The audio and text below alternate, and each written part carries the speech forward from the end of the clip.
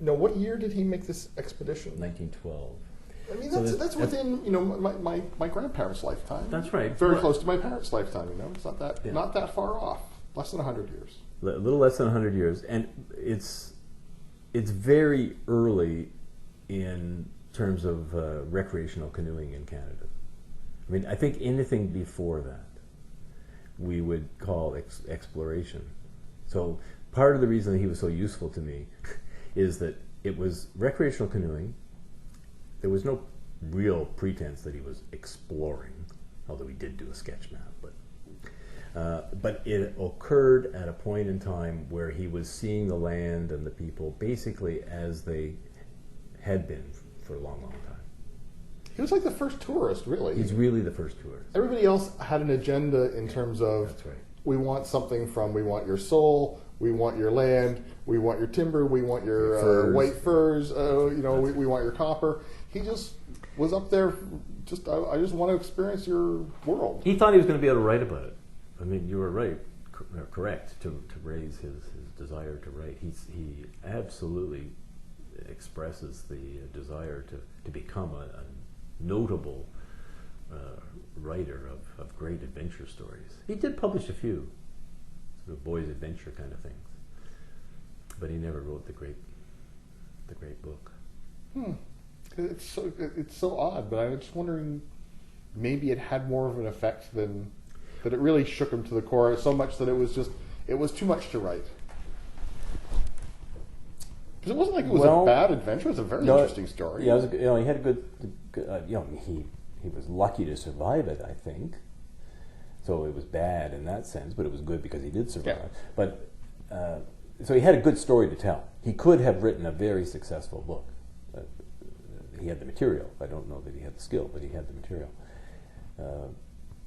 I think what happened, at least in part, is that he became very involved in the whole movement to protect northern Minnesota, what we now call the Boundary Waters Canoe Area, that whole Quetico Superior Belt, which I think is the largest trans-border protected area, certainly in North America and probably in the world.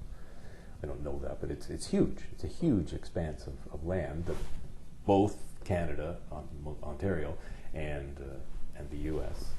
Jointly set aside. He was the main proponent of that on the U.S. side. And the thinking of the foundation, the Oberholtzer Foundation, is that he acquired that drive to protect the wilderness as a result of this canoe trip in 1912. That it just moved him to put all of his energies into that. Poor Oberholtzer and McGee, they spent a lot of time going into, well, I want to say blind alleys, I don't know. That's sort of what it was. Yeah. I mean, but they were traveling, the map, they had virtually no map for much of their route. They had a little hand sketch map from Dene as the last community they passed. And they had Tyrrell's rough map. He was the only white predecessor on the route who had done any mapping. So they didn't have a very good map, and you're right, they spent a lot of time going up dead-end bays. He has to get to I guess it's Churchill by a certain date, or he knows and the calendar day, the days are just flying. They've got another day where they've spent a day going into a blind bay, and then they're turned around. It's like, we're not going to get there. That's right. He started to realize that he was Yeah. way behind schedule. Yeah. Sometime in late August, and he's still in the interior. He made the wise decision not to take the route that Tyrrell had taken, go down the Kazan River, which takes you even further north. So he turned east and went out to Hudson Bay. But yes, it was, September arrived, and he was still on the river heading towards Hudson Bay. Well, September in Ontario is a nice time to go on a little canoe trip, but September in the Barren Lands is not a nice time to go on a canoe trip. There's snow. There's snow, that's right. And very cold weather, and it's early winter, really. So he had every reason to be concerned, let's put it that way. And you're right that Churchill was his minimum destination. He really wanted to make it all the way back down south, but he knew that if he made it to Churchill, he'd survive, because there were people there. It was an outpost. The RCMP was there, the Hudson Bay Company was there. So he knew that if he could just make it to Churchill, he'd at least survive this thing. But that began to look iffy in September. recreational canoeist with a real edge. I mean, that's, Oh, for sure. He was right on the edge. Well, you know what they say, if you're not on the edge, you're taking up too much room. Well, he was not taking up too much room. definitely not. Definitely not. He was very lucky to survive. Very, very lucky to survive. Fortunately for Oberholtzer, when he arrived at the mouth of the river on the coast of Hudson Bay, there was Ukituk in his kayak, right in the mouth of the river, hunting seal.